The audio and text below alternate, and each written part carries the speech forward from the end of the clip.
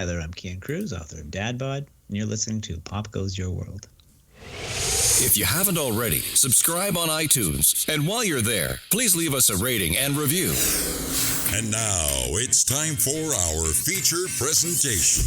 I'm Chris McBrien, and the pop culture from Generation X is everything to me. And I'm Derek Myers, and I'm here to educate Chris on the great pop culture of today's generation. Episode 352, Oscar nomination snubs.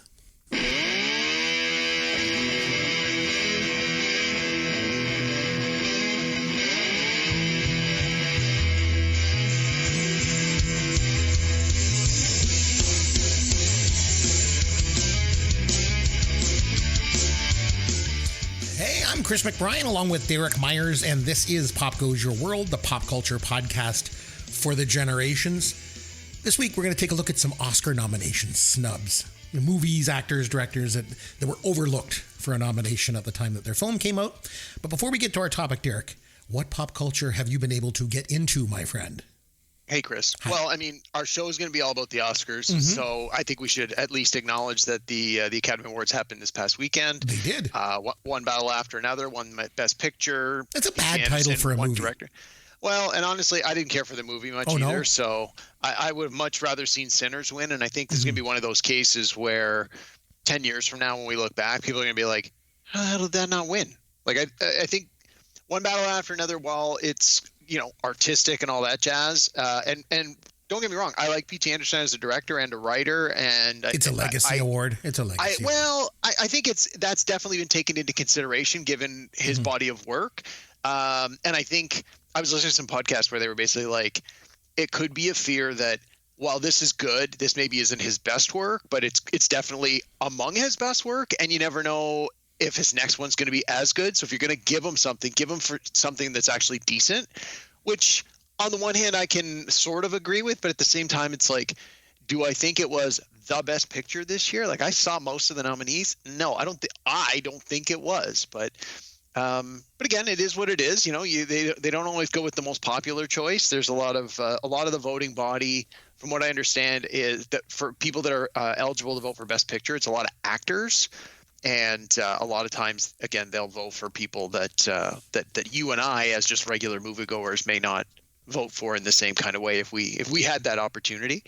But anyway, yeah, I think it was a pretty good awards all around. I think mostly the favorites won. If you were a betting person and you were in an Oscar pool, I'd be shocked if you did not do very, very well. I think that for the most part, I thought Conan O'Brien did a pretty good job. And most of the presenters were pretty decent. Overall, it was good. Trust me, I've seen some Oscars over the years where it's a snooze fest. You don't know any of the movies. You don't know any of the presenters, and the jokes don't land, and the little skits seem stupid. But overall, I felt, even though it was, I think, almost 3.5 hours, it is obviously it is what it is. It's going to be a long broadcast, but I didn't really feel like at any part it was sort of like, okay, this is the snooze fest. I'll be back in 20 minutes. So, you also had something else, I think. Why don't we loop back to that? Because I'll just share you what I did too for this week rather than me go to me, because I did the same thing. I just watched the Oscars. That's what I've got. And I think I read a lot of people didn't like it. They thought they were bad. I thought it was okay. I think it wasn't the greatest, but I thought it was okay. One thing I liked that it started early. I'm getting old. I didn't have to stay up till 1 o'clock in the morning to see Best Picture. So I thought that was pretty good. I also thought Conan O'Brien was quite good. But the banter and the jokes between most of the presenters was awful. It always is, it was clearly scripted. Except the bridesmaids women, which I got to think they wrote their own stuff. And it came off like they wrote their own stuff. Well, you can really tell the people. There was a Benicio del Toro thing or something. Wasn't he giving them... Well, there was a little bit of that. I don't know. Too, yeah. So. I liked the musical number from Sinners early in the night. That was wow, that was really good. Yeah. I was like, holy smokes, that might be the highlight of the Oscars for me. The In Memoriam, I thought the Rob Reiner tribute was good. Yeah. They always leave people out. I think they should have included Robert Carradine. Robert Carradine should have been mentioned. It's the key thing is, though, too, it's not people that died in the last calendar year. The Oscars. Well, it these usually Oscars, is. No, it isn't. Sometimes there's like a big death right before the Oscars, and then they put them in. Like it's someone who died a week or two ago. But I know what you're saying. Like the awards are for the last calendar year. 2025. Yeah. But it's not people that died in 2025. It's people that died since the last Oscars ceremony. The only thing is if they die too close to it, there's not enough time because of all the pre-production to get them into it. Right. But I thought Robert Carradine should have been mentioned. I was a little disappointed in that. I before it started, because you mentioned him being a betting man. I'm a betting man. And I sent you my list of predictions for the top 10 awards. And I went 9 for 10. And of course, the one I missed was Best Picture. Best Picture, yeah. That's usually the one that you get right. I got everything else right, and I got that wrong. I thought Sinners was going to win, too. But so, yeah, that's what I did this week. I watched the Oscars, and you did something else. What else did you do? Well, I had a chance to, after a long while, finally watch a new documentary. For 40 days and 40 nights, he watches documentaries. He likes to learn about the world. It's Derek's Documentaries. Derek's Documentaries. Before we get to it, I should mention I went to a party this weekend and there was karaoke going on there. And the one guy's like, hey, man, you got to get up and sing karaoke. I've listened to your podcast and I like the Derek's Documentary song. So you can sing, get up and sing a song. That was really funny because I'm such a terrible singer. Okay, so what was the documentary you saw? It's been a while. Documentary, yeah, it has been. Oh, man. Honestly, partly I've just been so busy and partly I haven't seen any sort of show up in my feed that I felt I needed to make time to watch. But anyway, this one I did. I had heard a little bit about it when it came on. I had to make a point of watching it right away because there's a lot of discourse on social media, and it's called Inside the Manosphere, and it's by documentarian Louis Theroux, who has a strong reputation of putting out a lot of very fair, level-handed documentaries. He usually tackles like big issues and social things, and so this one is about the manosphere. So I'll just read you the description if that doesn't make any sense to you. So it says. The acclaimed documentarian gains rare, unrestricted access to explore a rising ultra-masculine network and its polarizing influencers. And so essentially he gets this one-on-one FaceTime with 6 or 7 of the sort of the biggest influencers on the net. And it's all about this idea of, men have been pushed down. Men need to have an even break in life. The pendulum swung too far the other way. It's basically all the worst things that you hear coming out of the president's mouth these days. Mm-hmm. And it's sort of now it's that old thing where it's like you're saying the quiet part out loud. It's like, well, they never bothered to say it quietly, and they make no apologies for doing it. And I've been reading a lot. Like there's been a lot of stuff online about this in the last couple of weeks. I've been reading a ton of stuff, and it's one of those ones where a lot of I follow some groups where there's like women chats, and there's one where it's like they talk about a lot of women. This is not new news to any of them, and they're like, this is something that women have been aware of for a long time. This isn't telling women anything they don't already know, but even in that group, like one of the posters said something like, she's like, well. As a woman now, she's like, my mother and my grandmother don't really see this, don't really know this. My daughter maybe isn't as aware of this. So she's like, while this particular poster is very aware of this issue and the potential repercussions that come from it, other demographics of women maybe don't. And so this poster was saying how she thought that was an important reason to have this documentary out there. And then likewise for people like you and me, like I'm a middle-aged white guy.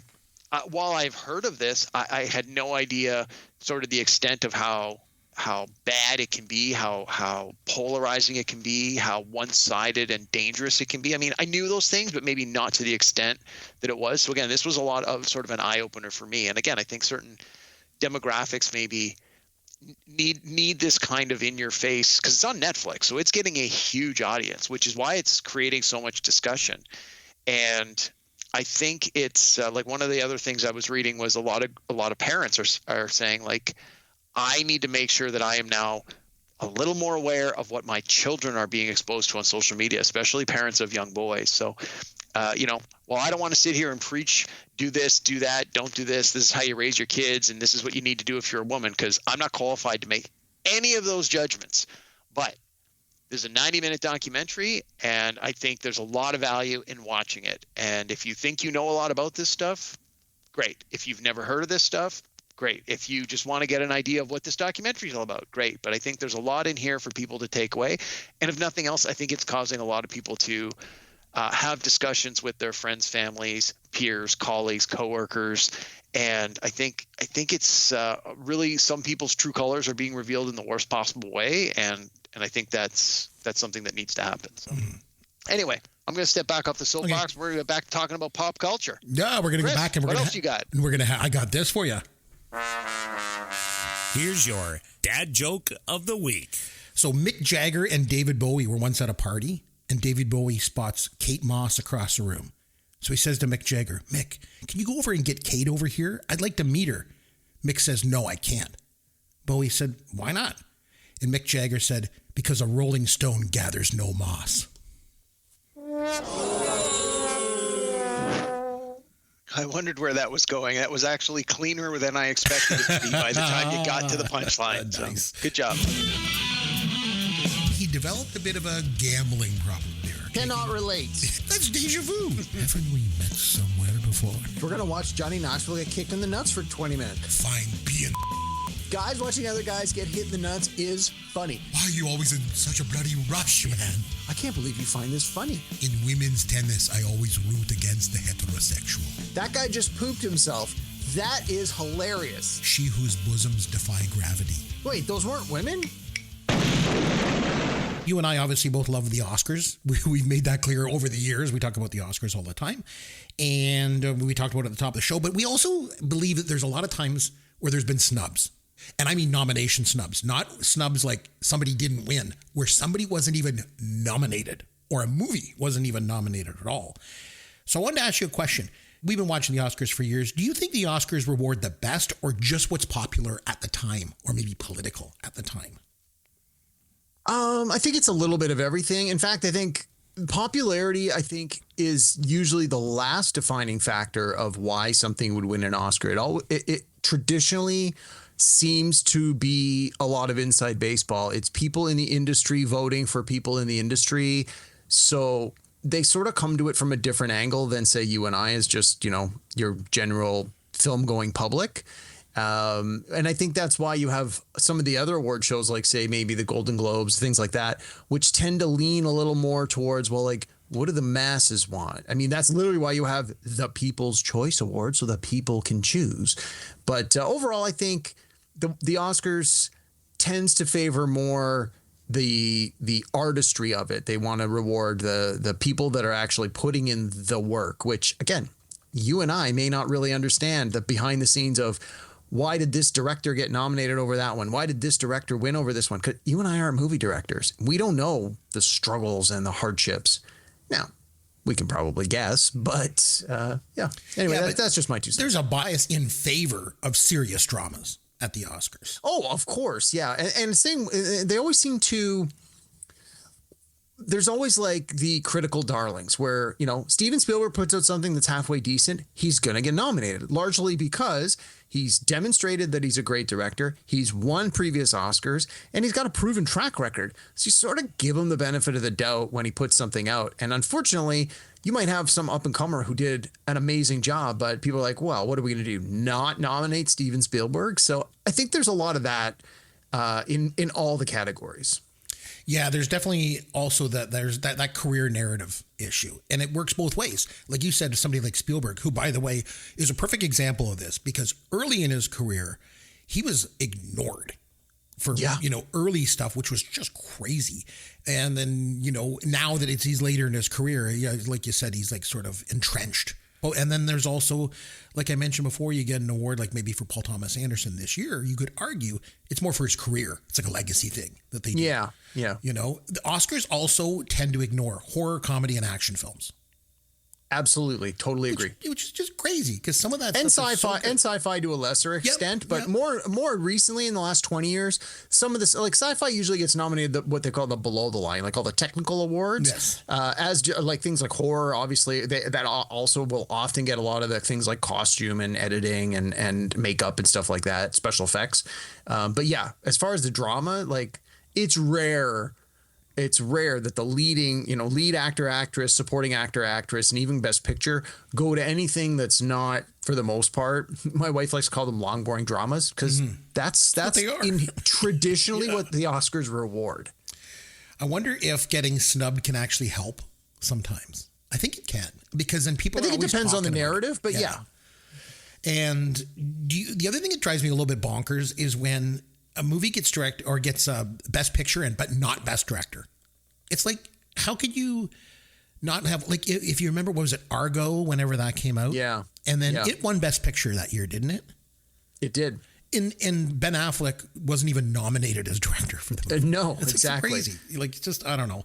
That seems a little bit of a disconnect for me. So, okay, so we decided we would put together our top 5 of Oscar nomination snubs. Again, this is across multiple categories: an actor, actress, director, whatever, writer, anything, even best picture that was not even nominated but should have been. Yeah. You want to kick us off and start with your number 5, and we'll work our way up to number 1. What do you got for your number 5? Yeah, well, I just want to start by saying I know that you generally focus more on the late 70s, 80s. So I tried to pick newer-ish. So I don't have anything. That's your lane. I don't have anything before 1990. In fact, most of my stuff is 90s and 2000s. So we're not going to walk on each other's toes too much. I don't think we will. Yeah, this is one of those rare weeks where we didn't have our neutral arbiter review the list, because I think we knew we were swimming in separate lanes this week. So. as they would say. Okay.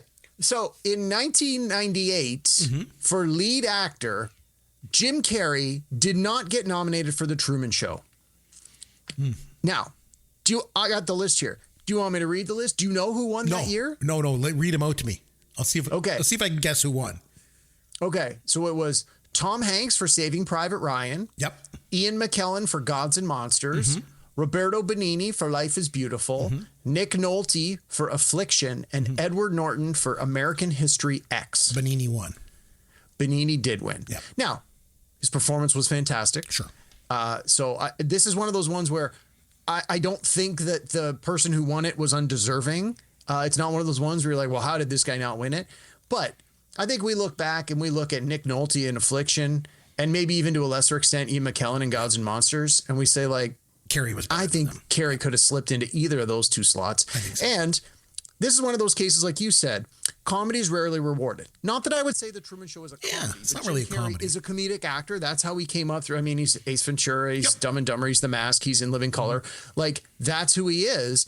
And often when comedians go into serious movie roles, it's hard sometimes for critics to take them seriously. Now, some great performance, like look at Robin Williams, probably one of the best examples. You know, the guy was nominated, the guy won an Oscar. Like he showed that a comedic actor can be a serious actor. And I think Jim Carrey in The Truman Show knocked people's socks off, but I think there was maybe a little fear of, is this genuine? And then the next year he does Man on the Moon, where he plays Andy Kaufman. And again, blows people away. And they're like, well, he didn't get nominated for The Truman Show. He's got to get nominated for Man on the Moon. Does not. And then a couple years after that, he does Eternal Sunshine of the Spotless Mind. And like people are scratching their heads going, what does this guy have to do to get an Oscar nomination? Like, he's proven he's great. He can be a serious performer and do a fantastic job. Now, do I think he should have won an Oscar for any of those 3 movies? No. But I wouldn't have been heartbroken to see him nominated for one or all 3 of those. But the first one on the list is The Truman Show from 98. I think that would have been his best shot to get that nomination. I believe he did get the Golden Globe nomination and a few other awards. So it's always interesting when performers are nominated for some of the other awards, but then you get to the Oscars, which is obviously the top of the mountain, and they don't get it. And here's Jim Carrey, didn't get it.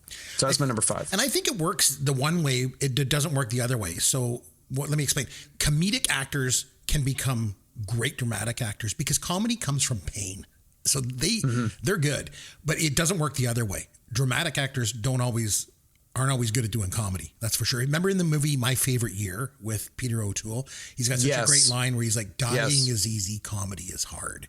And so I think comedic actors can make wonderful dramatic actors. And I think you see that more often. And I think I've said before, I can't remember who it was, but it was a very famous director, and they asked him, like, how does it feel? It might have actually been Milos Forman working with Jim Carrey, if I remember correctly. It could be wrong, but it was sort of like that, where because he did Man on the Moon, right?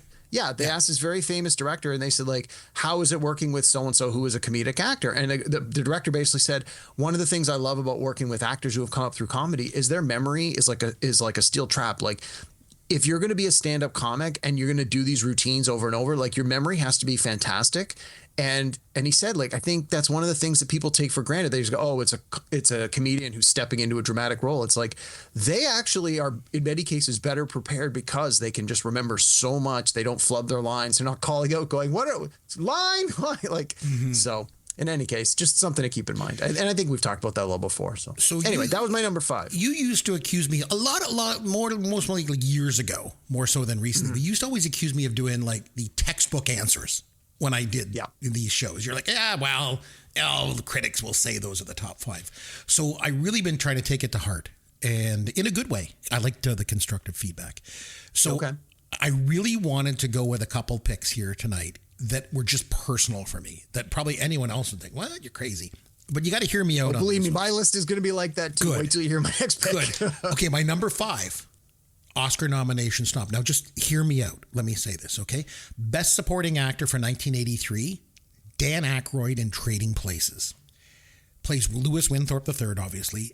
Go back and watch this movie and watch his I literally watched it this week. It was on. I watched like half of it. It was on TV. Not only does he hold his own on screen with Eddie Murphy, I would argue he gives it the better performance of the two. This movie is his. He holds the whole thing together. The entire narrative is around him. And the way he goes from this snooty rich guy to like the poor drunk Santa eating salmon through his beard, and then back to redeemed rich guy.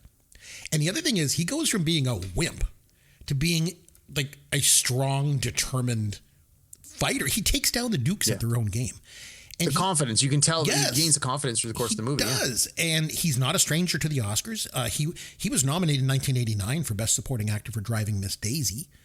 Right. He lost to Denzel Washington in Glory, but I thought he was fantastic in this movie. Now, again, he's had a bit of an up and down career because he also won 2 Golden Raspberry Awards in his career. 1989, Caddyshack 2, and 1992, Nothing But Trouble. 2 Golden Raspberries, worst actor.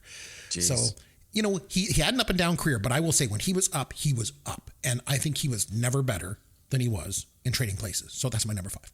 Going with that. Who else was nominated in that category that year? Do you remember? Yes. Best Supporting Actor in 83? It was Rip Torn in Cross Creek. Oh, come on. Okay. Sam Shepard in The Right Stuff. Okay. John Lithgow, Terms of Endearment. Yeah. All right. Charles Durning, To Be or Not to Be. Oh, no way. And the winner was Jack Nicholson, Terms of Endearment.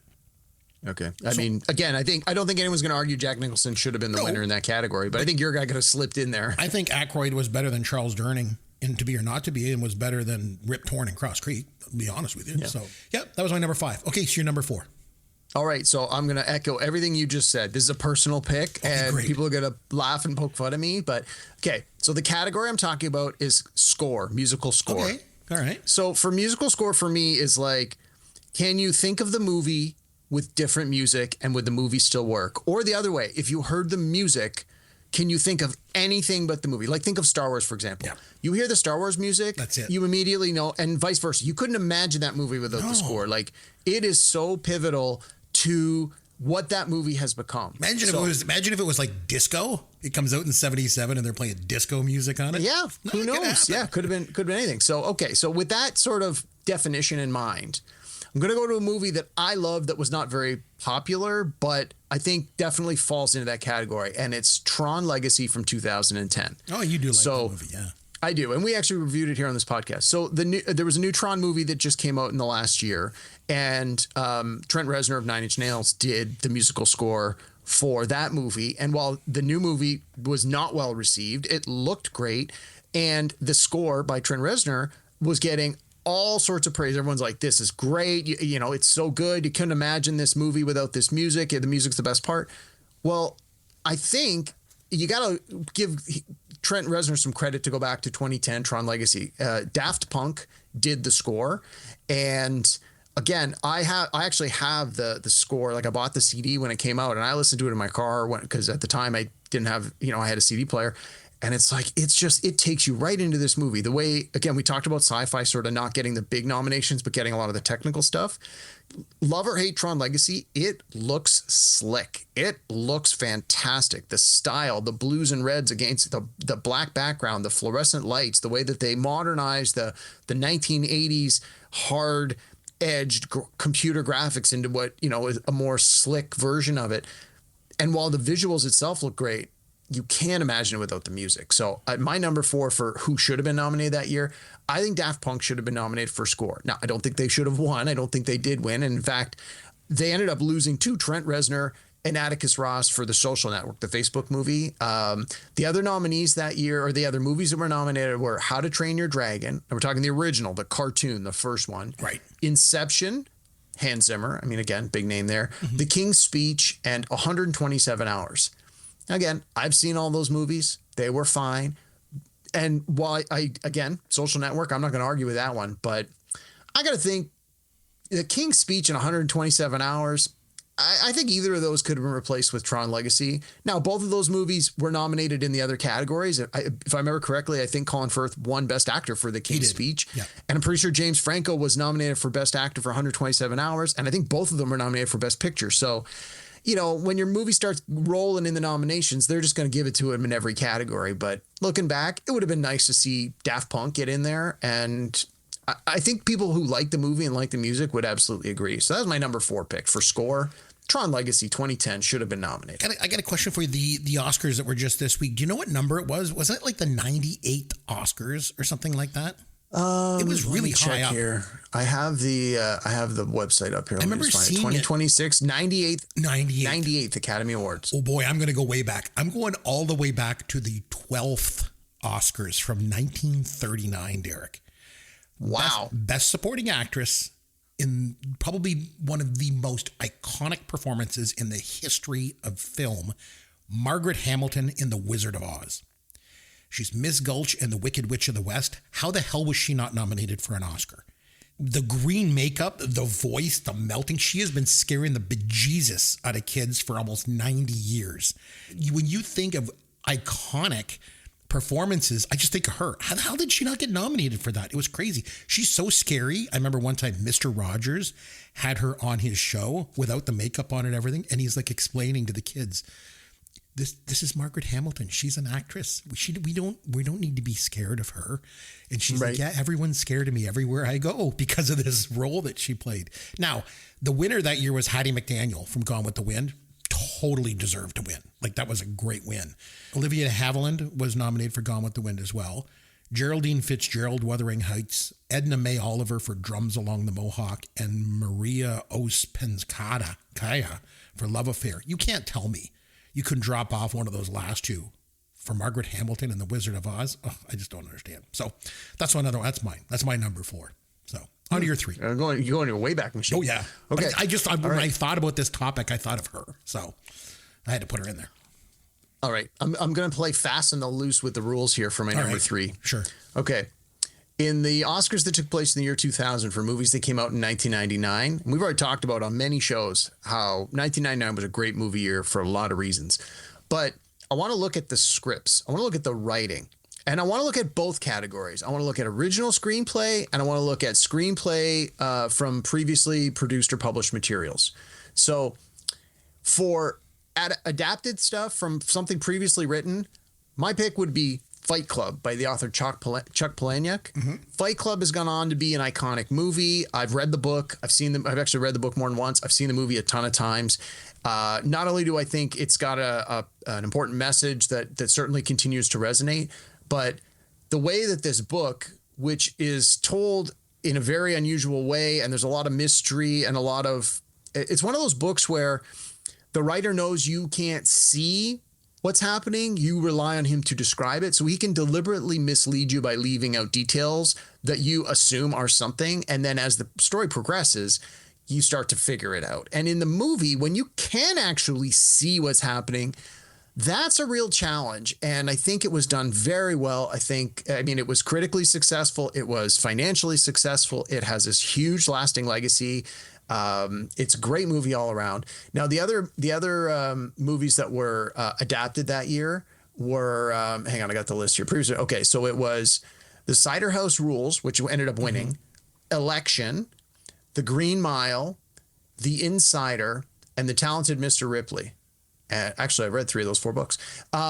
So, I mean, while I think Election was a good movie, and I think it probably could have slipped into that. Honestly, I think it probably could have even taken Cider House Rules. I mean, I didn't think that was a great film all in all, but Green Mile, again, Stephen King, adapted by Frank Darabont, was decent. The Insider, Michael Mann, was good. And The Talented Mr. Ripley was a fantastic book, so no bones about that. But Fight Club could easily slipped in. But then, just as importantly, when we're talking original scripts, The Matrix came out in 1999. How did The Matrix, which was like this revolutionary science fiction movie that was just unlike anything anyone had seen before, now it did. It won 4 Oscars. It was nominated for 4 Oscars. It won 4 Oscars. They were all technical awards. Right. But how do you not acknowledge just the idea of what this movie was? Again, the winner was American Beauty, which in the moment I totally get. Also, it was up against Being John Malkovich, a fantastic screenplay.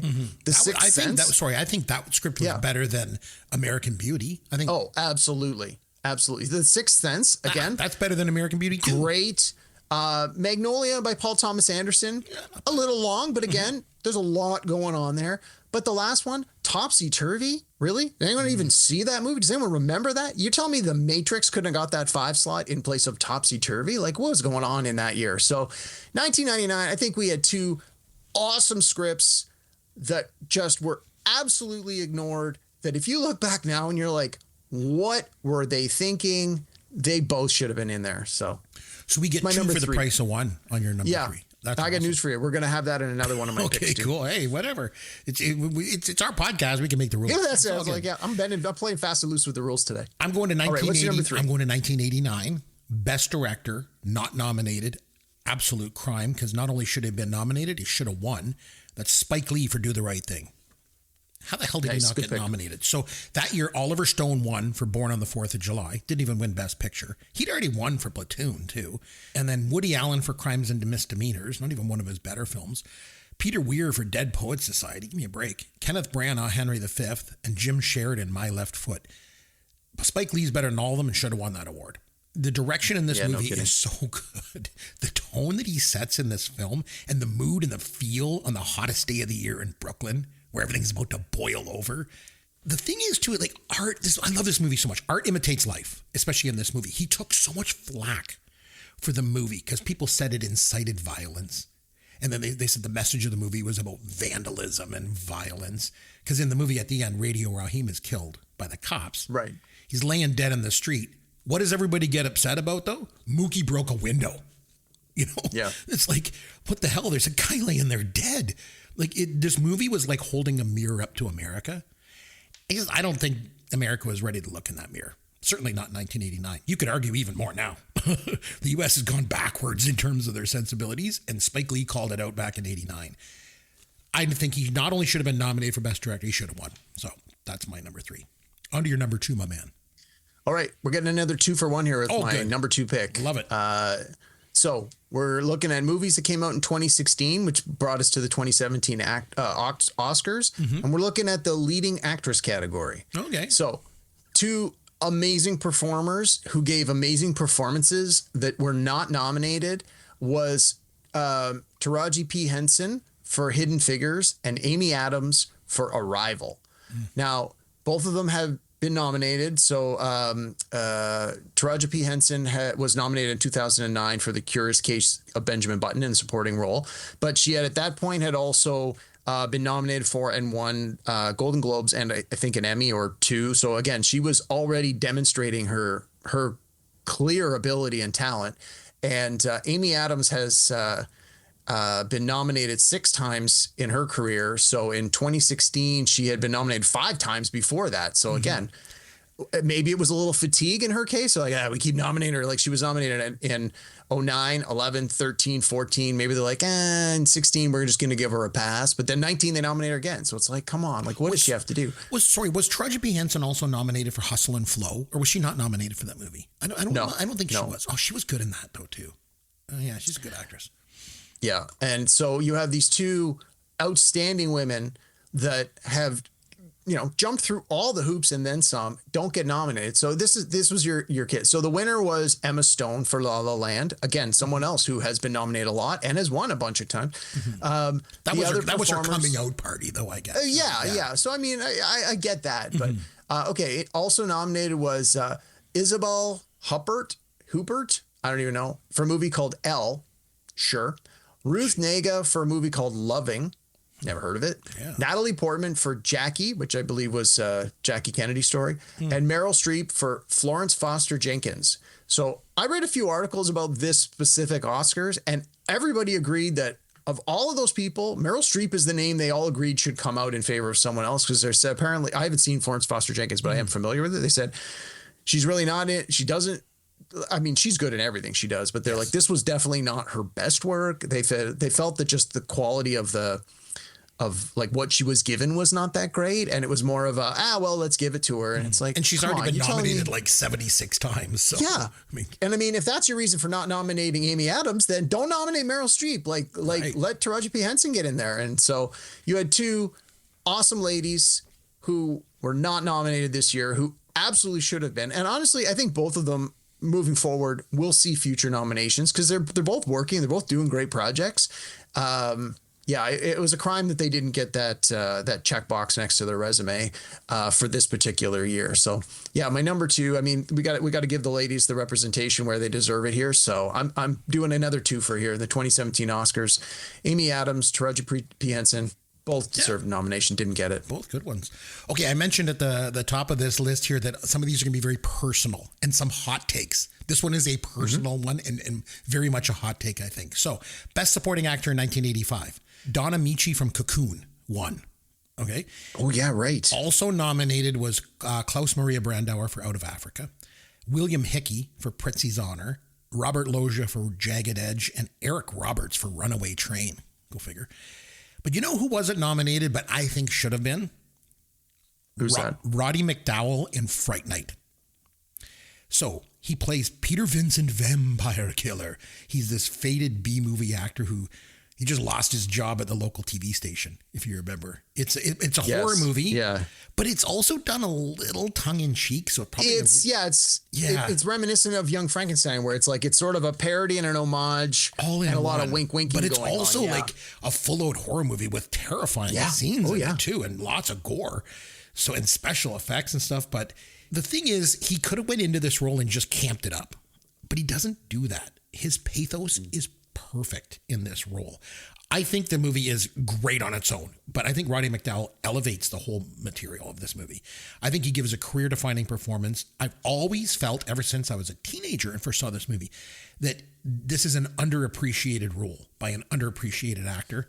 Like we said, Academy just ignores horror in their nominations for the most part, and they definitely did here. So that's my hot take. Roddy McDowall in Fright Night. The only bad part of, and it's not part of his performance, was his hair. They make him gray because he's younger. He's too young to have old gray hair, and especially when you watch it now in HD. I just went back and watched it this week. Oh man, his hair, it looks like they just put baby powder in it. It doesn't look very good, but his performance is so good. Oh my gosh. So there's scenes where he's just reminiscing about, back in some of his favorite roles, and the way he delivers the lines, you can tell there's like 30 years of pain in his eyes, and just thinking back. And who doesn't sometimes dream back to what could have been, or maybe what you had at one point that you've lost. It's just, it's a great performance. I'm telling you.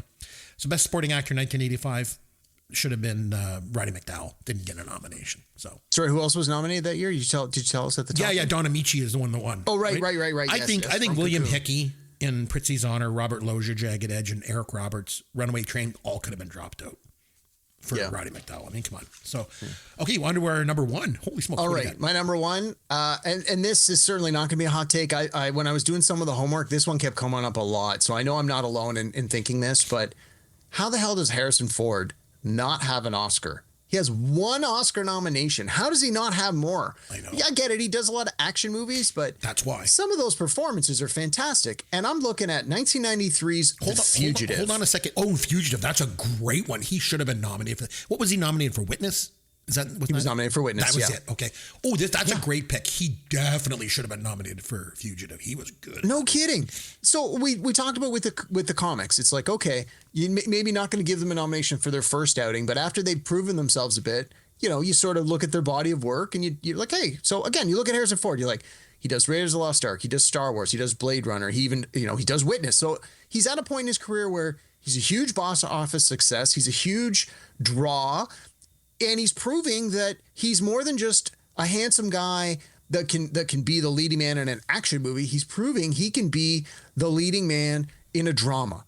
And in this case, he did, in addition to Witness, he did Frantic, and he did, there was a couple other ones where they were like suspense movies.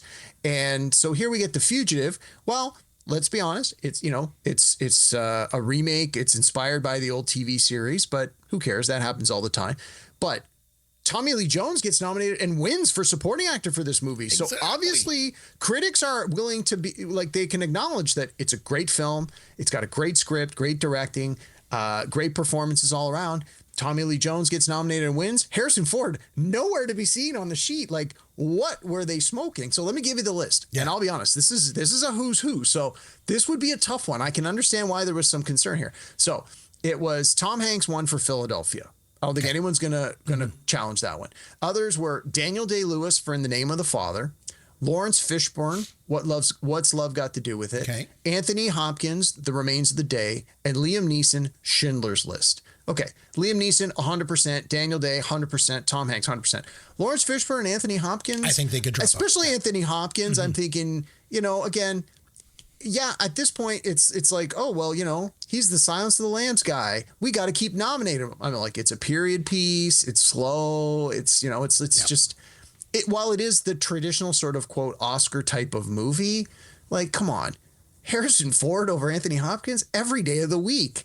He's not going to win. He's not beating Hanks and Daniel Day-Lewis and Liam Neeson. I'm sorry, he's just not. Mm-hmm. But that's not the point of our podcast today. We're not saying these are guys that necessarily should have won. These are people that should have been acknowledged and rewarded with a nomination. Harrison Ford not only deserved more than the one nomination he received and has received in his career, he absolutely should have been nominated for this. No question. And it's a crime to movies that he was not, given that his co-star not only was nominated but won. So that's my number one. Harrison Ford is so interesting to me because he's not like a chameleon type actor, that completely looks different in his roles. He basically looks like Harrison Ford. He's Harrison Ford, but he's Han Solo, Indiana Jones. He's in Witness. He's in this movie. The only one where he really looks a little bit different is in Blade Runner because his hair is kind of cut short. Mm-hmm. Other than that, he always kind of looks the same, but he embodies these characters so well that you don't ever watch Raiders of the Lost Ark and think, hey, there's Han Solo. I don't think that. No, not at all. I didn't watch Witness and go, oh, that's Indiana Jones from Raiders of the Lost Ark. Didn't even cross my mind. But he's essentially just playing himself. He was an amazing kind of actor if you think about it that way. And the other thing too is he just keeps getting shafted. So he was nominated for an Emmy last year for Shrinking. He is fantastic. So good in that show. Oh my God. Absolutely just fantastic on that show. And he lost to Jeff Hillier from Somebody Somewhere. I like Somebody Somewhere. I like Jeff Hillier. There's no way in hell that Hillier's performance was better than Harrison Ford's. It was just, he got shafted again. So, Okay, my number one is somebody who really got shafted. How in the living hell did Robert Shaw not even get nominated for Best Supporting Actor for playing Quint in 1975? Yeah, I knew this would be your number one, no question. And you're absolutely right. This is a travesty. He was one of the best characters of all time and one of the best movies of all time. His Indianapolis speech alone deserved an Oscar nomination. And then the rest of his performance deserved the win. He should have won this award this year. Like you said, the Oscars, they always ignore horror and action films, and they didn't recognize Spielberg for years. But I mean, Robert Shaw was already an accomplished actor. He was nominated for Best Supporting Actor in '67 for Man of All Seasons. He was great in The Sting. I was going to say he was in The Sting, which we just watched a couple of weeks ago as well. Yeah, he was in a Bond movie. He was in From Russia with Love. So if you look at from 1975, George Burns from the Sunshine Boys won. Brad Dourif, One Flew Over the Cuckoo's Nest. Okay, that one I can understand. Yeah, for sure. Burgess Meredith, The Day of the Locust. Chris Sarandon in A Dog Day Afternoon. Okay. And Jack Warden in Shampoo. Jack Warden in Shampoo was good. Was he Oscar nominated worthy? No, not really. I mean, Burgess Meredith, not really, and not better than Robert Shaw. Robert Shaw not only should have been nominated, he should have won this Oscar for playing Quentin Jaws. I just don't understand it. So that's my number one. All right, so good list all around. And like good I said, list, I made mine a little bit personal, so I didn't just go textbook on you. So, kind of wanted to do that. So, and then we also got to do this. Fun with Caveman. All right, we're going to play a new game. I don't have a drop for you, but it's a new game, and it's going to be called The Oscar Goes To, because this is a real Oscar show, obviously. It's boy. Full Oscars, right? Really going to make things easy for you. So this game, The Oscar Goes To, what I'm going to do is I'm going to give you the year and the category. And all I'm going to do is I'm going to list out the 5 nominees. You tell me who won. Oh, okay. You tell me who won. Okay, I think Super I'll do easy. okay. I thought you were right? going to put me on the spot and go, who won this and this year? No. Like, I don't Make know. it easy. I'm going to give them all to Yep. you. So 1984, we're going to start with. Got Best Original Song. Okay? There was Okay. Against All Odds from Against All Odds. yeah. Footloose from Footloose. I Just Called to Say I Love You from The Woman in Red. Let's Hear It for the Boy from Footloose. And Ghostbusters from Ghostbusters. One hell of a year for songs. Wow. 1984, Best Original Song. All of those are really, really good. Can you tell me which one won? I think Stevie Wonder won for I Just Called to Say I Love You. You did. Yeah, you got it. I remember when he went on the Cosby Show and was playing that, and there was like jamming on the one, jamming on the one. I always remember that. Okay, 1999. All right, Best Actor in a Supporting Role. We have Michael Caine in The Cider House Rules, Tom Cruise in Magnolia, Michael Clark Duncan, The Green Mile, Jude Law, The Talented Mr. Ripley, and Haley Joel Osment in The Sixth Sense. I remember that going into the Oscars that year, and I really thought it was a two-man race between Michael Clark Duncan and Haley Joel Osment. Those two, I thought one of those two. Yeah, the two newcomers, two first-time nominees. Yeah. Do you know who won? Yeah, it was Michael Caine. Yes, it was. All right, 2018. And I think that one was a little bit of a legacy Oscar as well. Yeah, probably. Okay, 2018. Best Adapted Screenplay. Oh, it sounds like it's hard, but it's actually pretty easy, I think. There's the Ballad of Buster Scruggs. Oh, that was by Joel and Ethan Coen. Black Klansman. Can You Ever Forgive Me? If Beale Street Could Talk, and A Star Is Born. Do you know in 2018 which of those won for Best Adapted Screenplay? I'm pretty sure it was Black Klansman. Yeah. All right, 1982. And the reason I'm going with this one, because I just mentioned this last week on the podcast. So, Best Actress in a Supporting Role in 1982. Glenn Close, The World According to Garp. Terry Garr in Tootsie. We mentioned her because of last week. Jessica Lange in Tootsie. Kim Stanley in Francis, and Leslie Ann Warren in Victoria. Who took home the gold in 1982 Best Supporting Actress? I'm leaning back to what we discussed last week, and I think it was Jessica Lange from Tootsie. It was. It's funny because a lot of times they'll split the vote if it's from the same. Yeah. And I think you could make the argument that Jessica Lange probably could have been nominated for Best Actress for that role because it was a big role. But anyway, 1986 Best Actress in a Leading Role. Okay. Oof. Okay. Jane Fonda, The Morning After. Marlee Matlin, Children of a Lesser God. Sissy Spacek, Crimes of the Heart. Kathleen Turner, Peggy Sue Got Married, or Sigourney Weaver in Aliens. Wow, that's another strong lot. Wow. Was Sigourney Weaver nominated in 2 categories that year, or was that another year? No, I don't think so. No. Anyway, she didn't win it that year. It was Marlee Matlin. See, you're killing these. You're doing well. 1987, Best Actor in a Supporting Role. Albert Brooks, Broadcast News.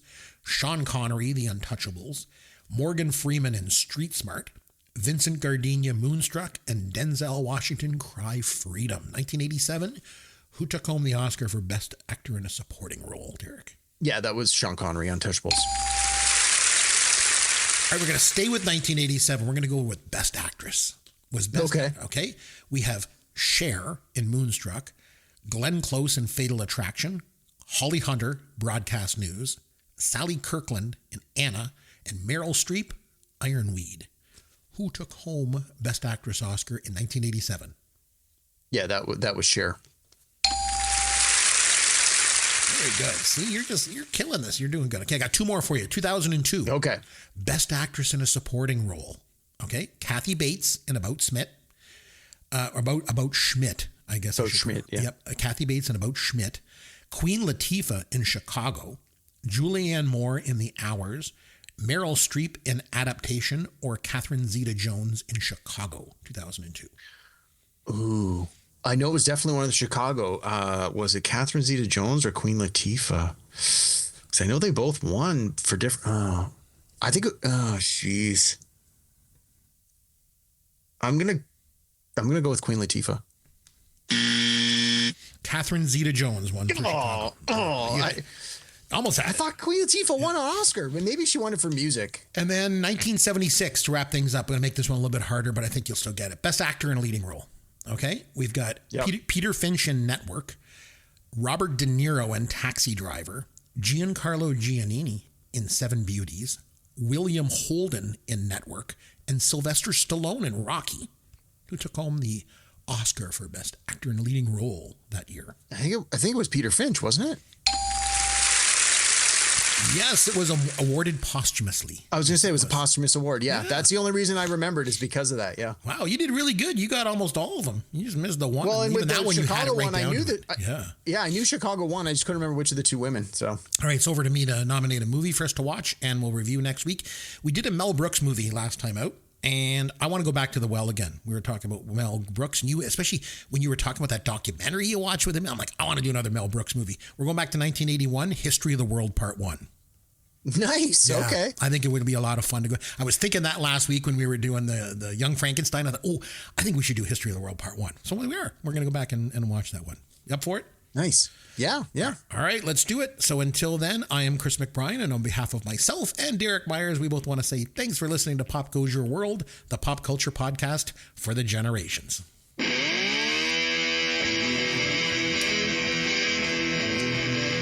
Thanks for listening to Pop Goes Your World. You can contact Chris and Derek at popgoesyourworld.com. Please take a minute and review the podcast on iTunes or wherever you download and listen to the show.